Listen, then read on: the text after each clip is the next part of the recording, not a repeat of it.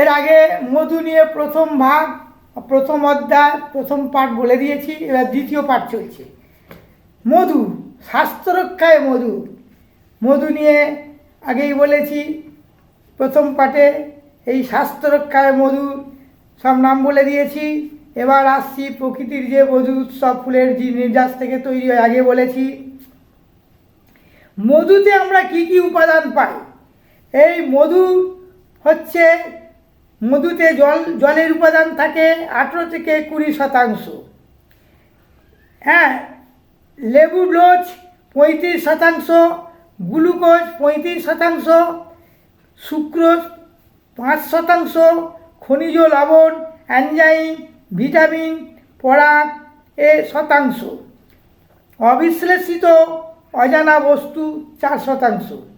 খনিজ পদার্থের মধ্যে রয়েছে calcium, iron, copper, manganese, magnesium, potassium, phosphorus, sodium ইত্যাদি।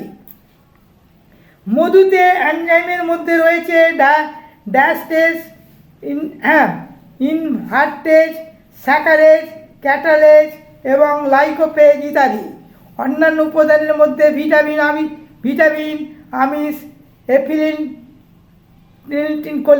হরমোন, অ্যান্টিবায়োটিক যেটা জীবাণু প্রতিরোধ করে পদার্থ, ফাইটন ও অন্যান্য পুষ্টিকর পদার্থ।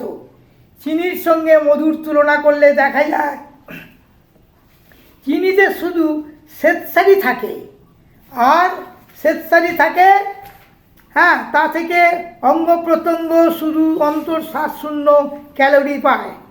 পক্ষান্তরে মধুতে রয়েছে 80টির বেশি বিভিন্ন পদার্থ বা স্বাভাবিক বিকাশ ও কর্মতৎপরতা জন্য কার্যকারী হয়। মধুর ব্যবহার। সভ্যতার অগ্রগতির সাথে সাথে মানুষ তাল, খেজুর, নারকেল, আখ প্রভৃতি গাছের রস থেকে গুড় ও চিনি ইত্যাদি তৈরি করার ফলে মধুর ব্যবহার কিছুটা কমতে থাকে।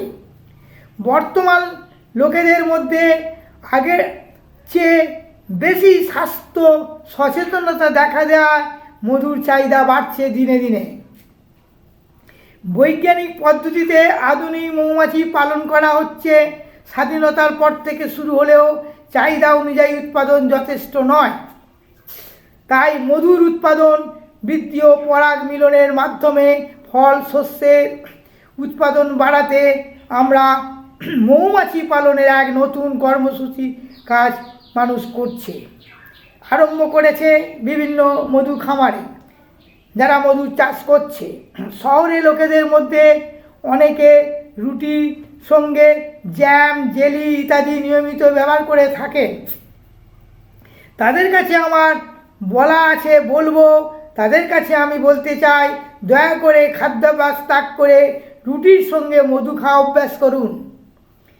মধু খাওয়ার নিয়ম আছে। হাতে চেটে চেটে খাওয়া যায়। 1 পাউন্ড মধুর তাপ উৎপাদন ক্ষমতা 1600 ক্যালোরি, 1600। এই তাপ শক্তি দুধের তাপ শক্তি দানের চেয়েও 6 গুণ বেশি।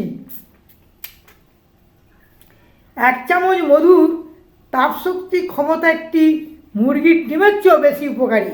তাই ডুবুরি যখন পর্বতারোহী সাঁতারুরা কাজের আগে ও পরে মধু পান করে থাকে। যারা জলের কাজ করে, ডুবে কাজ করে, ডুবুরিরা সমুদ্রে বা কেউ যদি জলে তারা আগে মধু পান করে নেয়। আর যারা সাঁতার কাটে আর যারা পর্বতে ওঠে, পর্বত হিমালয় সেখানে বরফের, সেখানে মধু পান করে। তাছাড়া মধু জীবাণুনাশক। টাইফাস, প্যারাটাইফাস, এন্টেরিটিস, ডিসেন্ট্রি, সুইপেস্টিফার ইত্যাদি রোগ জীবাণু 24 থেকে 48 ঘন্টা খাঁটি মধুতে রাখলে বাঁচতে পারে না। আমাদের পরিবেশে জীবাণু, ব্যাকটেরিয়া রূপে সর্বত্র বাতাস ঘুরে বেড়াচ্ছে। বিভিন্ন দিক দিয়ে এরা আমাদের দেহে প্রবেশ করে। আমাদের রক্তে যদি জীবাণু ধ্বংসকারী শক্তি সেইরূপ না থাকে তবে আমরা সহজেই এইগুলি দ্বারা আক্রান্ত হয়ে পড়ি। তাই প্রত্যেক যদি মধু ব্যবহার করা যায় তাহলে বিভিন্ন রোগের আক্রমণ থেকে মানুষ অতি সহজে নিজেদের রক্ষা করতে পারবে, তা সুনিশ্চিত। মধুর হচ্ছে শ্রেষ্ঠত্ব। মধু একটা পাচনতন্ত্রের পাতলা পর্দার কোনো পীড়া দেয় না। ইয়া সহজে ও তাড়াতাড়ি হজম হয়ে যায়, রক্তের সঙ্গে মিশে যায়, সহজে দেহের ক্লান্তি দূর করে। কোনো কষ্ট না দিয়ে মধু শরীরের সবথেকে বেশি শক্তি যোগায়। শরীরের এর স্বাভাবিক মৃদু প্রভাব আছে। শ্বাসনালীর উপশমে মধু ব্যবহার করা যায়। মধুতে গলা ও শ্বাসনালীর অনেক রোগ নিরাময় হয়। মধুর সঙ্গে শতকরা 10 ভাগ জল মিশিয়ে তা থেকে সরাসরি শ্বাস টেনে আরাম পাওয়া যায়। শুষ্ক কণ্ঠনালীর পক্ষে অত্যন্ত ফলপ্রদ। সর্দিতে মধু ভালো কাজ করে। সর্দির পক্ষে মধু চিরন্তন প্রতিষেধক। গরম জলে মধু অধিক ফলপ্রসূ। চায়ের সঙ্গে কিংবা লেবুর রসের সঙ্গে মধু সেবন করা খুবই উপকারী। হার্ট বা হৃৎপিণ্ডের উপর মধুর কার্যকর প্রভাবের কারণ তাতে সহজে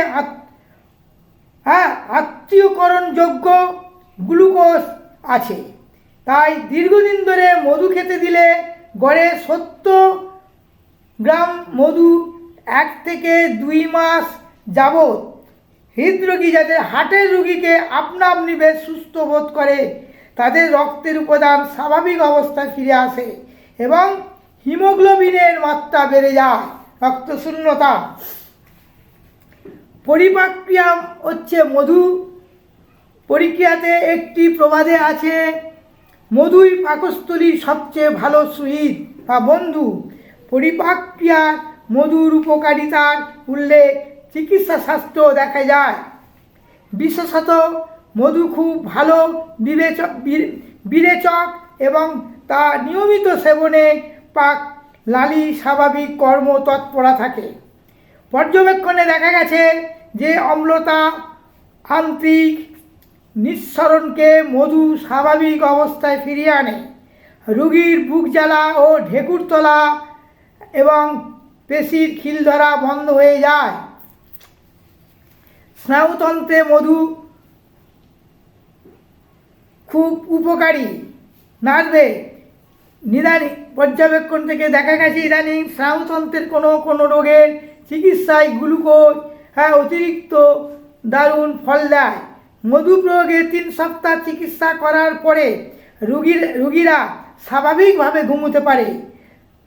তাদের মাথায় যন্ত্রণা কমে যায়, শরীরের আগের তুলনায় বেশি বল পায়, খিটখিটে ভাব কমে যায় এবং তারা ফের হাসি খুশি ও কর্ম তৎপর হয়ে ওঠে।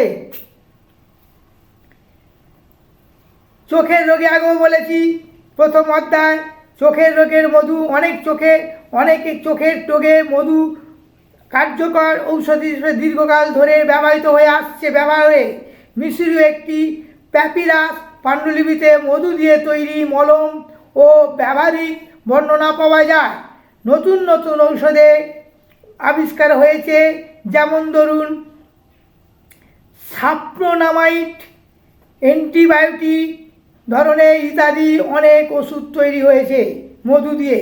একালের চিকিৎসাবিদ্যা অনেকে সমৃদ্ধ হলেও চোখের কোনো রোগ এখনও মধু বেশ ফলপ্রদ কাজ করে। শিশুদের জন্য মধু শিশুদের ক্ষেত্রে শারীরিক বিকাশে যুক্তিসঙ্গত খাদ্যের দিকটা বিশেষ গুরুত্বপূর্ণ। তাই শিশুদের খাবারের সাথে চিনির বদলে চিনির চেয়ে মধু দেওয়া অনেক ভালো। তাদের দিনে 3 বার 1 চামচ করে মধু দেওয়া স্বাস্থ্যসম্মত। তবে কারো অ্যালার্জি থাকলেও তাদের কখনো মধু দেওয়া উচিত নয়।